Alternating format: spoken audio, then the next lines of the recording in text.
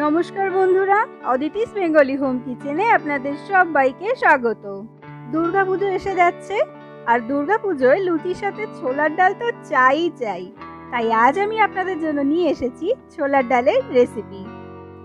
চলুন দেখে নিন আমি এটা কিভাবে বানাই। এটা বানাতে যে যে উপকরণগুলি লাগছে সেগুলি হলো 1 কাপ ছোলার ডাল। এটা আমি ভালো করে ধুয়ে নিয়ে সিদ্ধ করে রাখবো। এছাড়া লাগছে একটা বড় সাইজের আলু, আমি এটা টুকরো করে কেটে নিয়েছি। নারকেল কুচি, 1 টেবিল চামচ আদা বাটা, একটা টমেটো কুচি, আর লাগছে 1 চা চামচ গরম মশলা বাটা। লাগছে স্বাদ অনুযায়ী লবণ, হলুদ, 2টো কাঁচা লঙ্কা, 1 চা চামচ জিরে গুঁড়ো, 2 চা চামচ চিনি, আর ফোড়নের জন্য লাগছে একটা তেজপাতা, একটা শুকনো লঙ্কা, আর হাফ চা চামচ জিরে। কড়াই সর্ষের তেল গরম করে তার মধ্যে আমি নারকেল কুচিগুলো দিয়ে লাল লাল করে ভেজে নেব।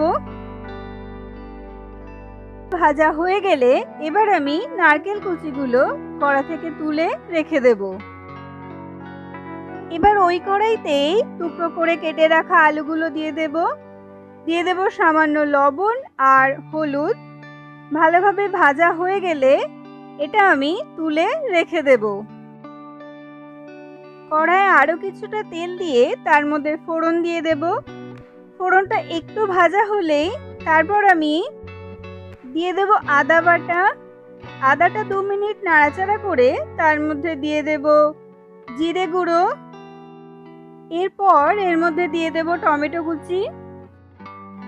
টমেটো গলে গিয়ে খুব ভালোভাবে মশলার সাথে মিশে গেলে এরপর এর মধ্যে দেব সিদ্ধ করে রাখা ছোলার ডাল।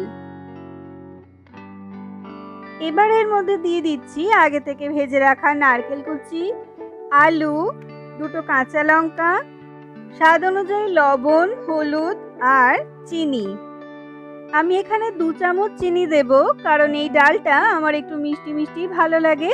আপনারা আপনাদের স্বাদ অনুযায়ী চিনি দেবেন।